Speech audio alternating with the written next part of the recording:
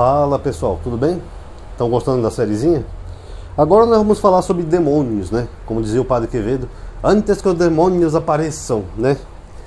Bom pessoal, os cristãos entendem que demônios são servos de Satanás, mensageiros dele, ou aqueles anjos caídos na mitologia que eles criaram para si, seriam os anjos caídos, né, que atormentam as pessoas para as pessoas fazerem mal. Então esses seres agem ou amando de Satanás, ou individualmente, mas atormentam as pessoas. O que eu já acho que é uma grande bobagem, né? Que nem eu falei. Então, se um demônio me fizer cometer um crime, depois quem vai para o inferno sou eu quando eu for julgado? Não, amadinho, é quem vai para o inferno no julgamento divino é o demônio, não você. Então ninguém vai para o inferno. Porque é só a pessoa chegar lá perante Deus e falar, foi o demônio que me fez fazer isso. Oh, você é inocente, então pode ir para o céu, pronto. Seria uma coisa patética, né, pessoal? Mas os cristãos acreditam nisso. Enfim, aqui em 1 Samuel 16, versículo 14, fala assim: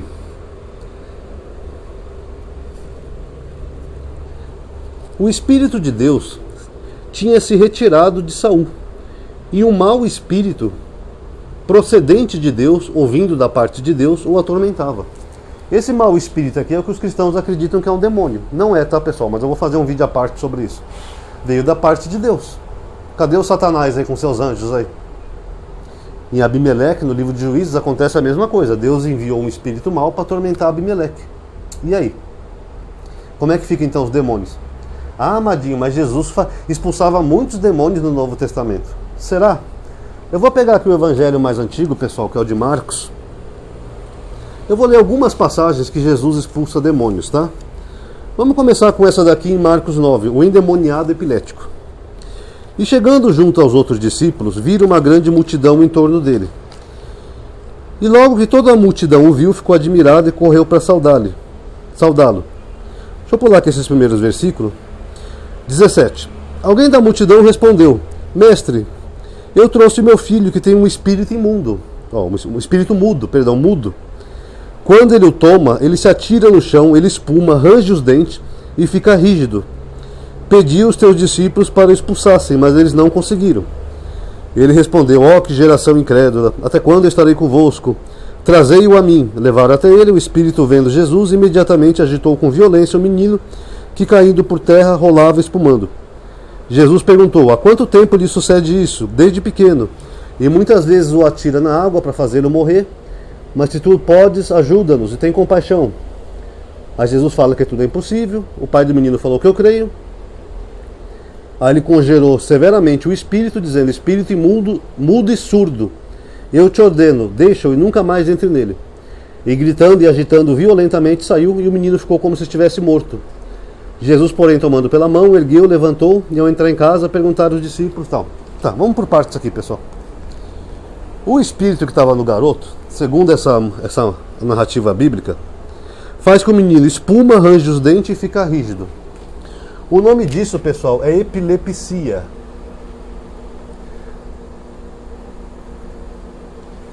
Tanto que algumas bíblias, acho que até as Ferreiras de Almeida, eles falam um endemoniado epilético, tá? Agora, o que causa a epilepsia? Nós sabemos hoje, pela ciência moderna, que a epilepsia ela tem 3 causas que podem causar.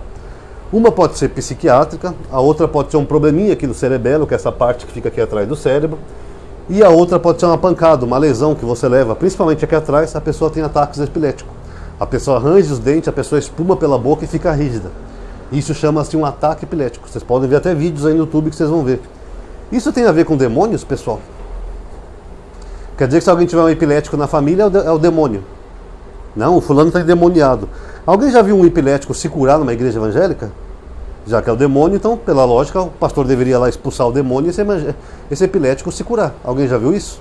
Eu já conheci epiléticos durante a vida. Garanto que pelo menos um epilético alguém já conheceu durante a vida. E hoje a ciência ela não cura, mas ela trata e controla a epilepsia.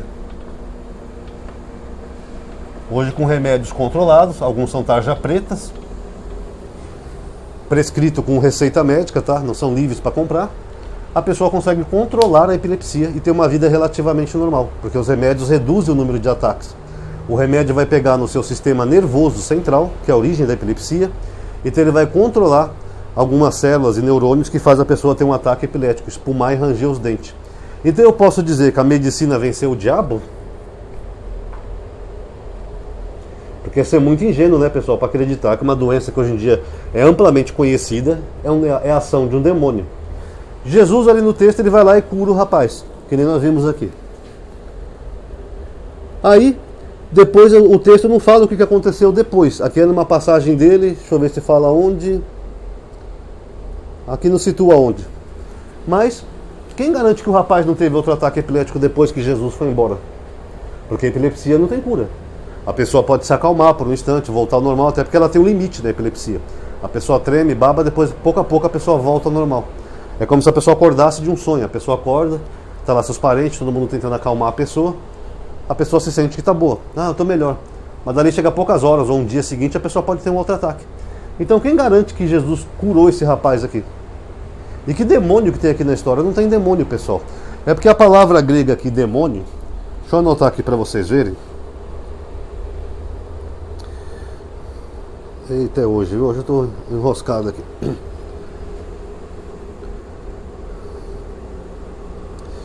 A palavra grega demônio, que é daimônio,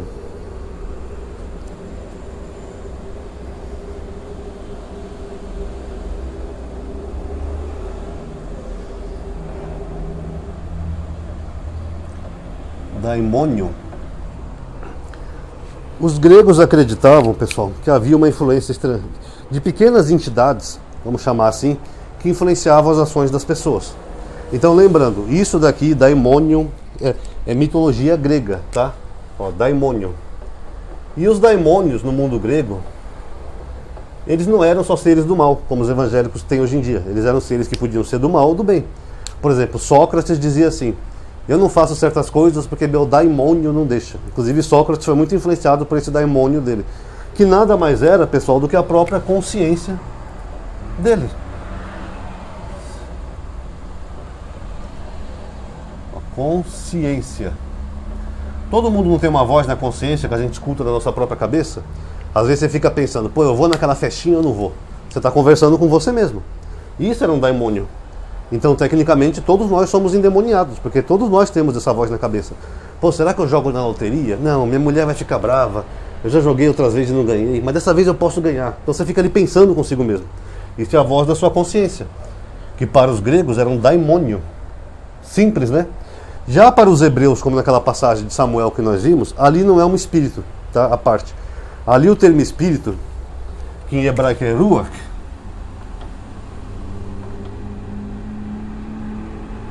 eu não lembro se aqui é o Ai. Não, acho que é o Aleph. Ruach. Aqui eu não lembro se a letrinha é essa mesmo, tá? Depois eu verifico. Mas era o espírito da própria pessoa. Mas aí seria tema para um outro vídeo, eu vou só citar, tá? Então o daimon, pessoal, era a consciência da própria pessoa, não era um ser espiritual para os gregos. E como a Bíblia foi escrita em grego, provavelmente por judeus helênicos, eles tentaram usar um equivalente para um espírito mau. Então eles pensaram, qual que seria o equivalente, que nem lá do rei Saul, que ele começou a ficar doidão? O equivalente seria daimônio. Mas não quer dizer que o autor tinha a intenção de escrever seres espirituais como Gasparzinho. Isso não existe, isso não tem nada a ver. A intenção dele era descrever que eram apenas enfermidades que causavam doenças mentais na pessoa. O que aconteceu com o rei Saul? O rei Saul ficou louco depois que o espírito mal se apossou dele. O que aconteceu com esse endemoniado gadareno, esse epilético? Ele também era considerado um louco, porque a epilepsia é um transtorno mental, psiquiátrico, então são doenças da mente. Então o cara se jogava no fogo, se jogava na água, rangia os dentes. Isso na época era visto como se fosse uma influência de daimônio. Mas não quer dizer que essa influência seja externa, mas interna. Porque seriam problemas psiquiátricos que na época eles não tinham conhecimento e ciência, como hoje nós temos, ó. Então eles achavam que era influência de daimônios, que para alguns podiam ser pequenas divindades, mas que não passava da consciência deles. Ah, ele está possesso de daimônios. Não, pessoal, senão nós podemos dizer que a medicina venceu os daimônios melhor que Jesus. Até porque o texto não fala que se o jovem não teve outro ataque. Já a medicina garante um tratamento mais eficaz. Vamos ver outra passagem aqui, só para tirar a prova.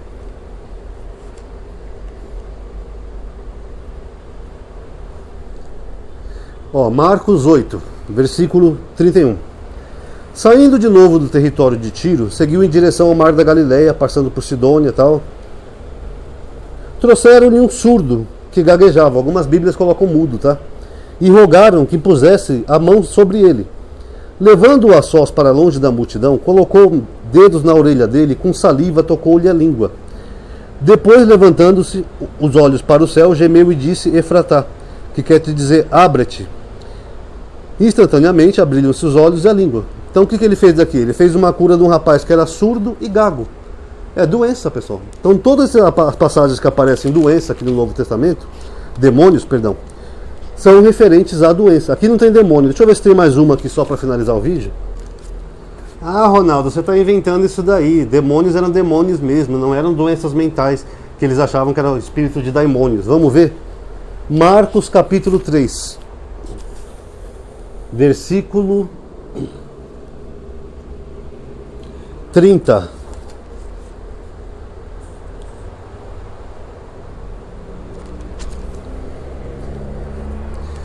Fala assim, pessoal. Eu vou ler a partir do 28. Na verdade, eu vos digo, tudo será perdoado aos filhos dos homens, os pecados e todas as blasfêmias que tiverem cometido.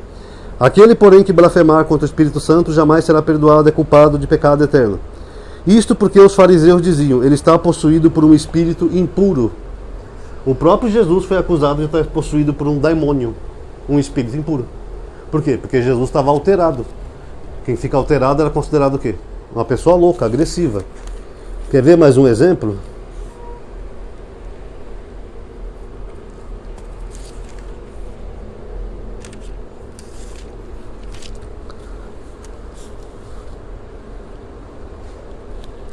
Marcos 3:20.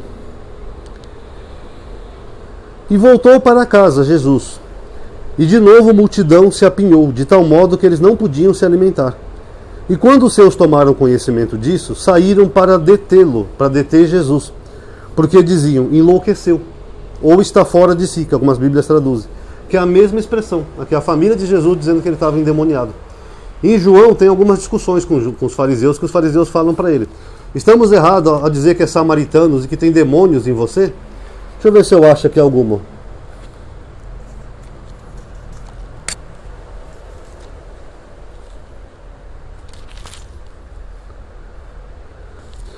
João 8,48. Os judeus lhe responderam, não dizíamos com razão que é samaritano e tem demônio? Aí Jesus respondeu, eu não tenho demônio, mas honro meu Pai e vós procurais me desonrar. Por que os fariseus estavam dizendo que Jesus tinha demônio? Porque ele estava exaltado ali discutindo.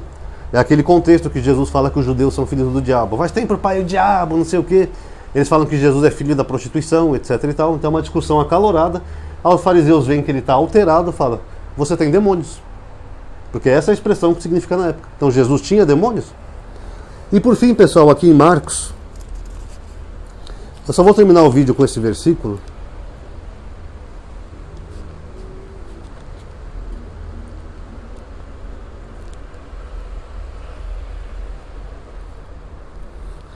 Aqui, Jesus cura o endemoniado. É Marcos capítulo 1, versículo 21.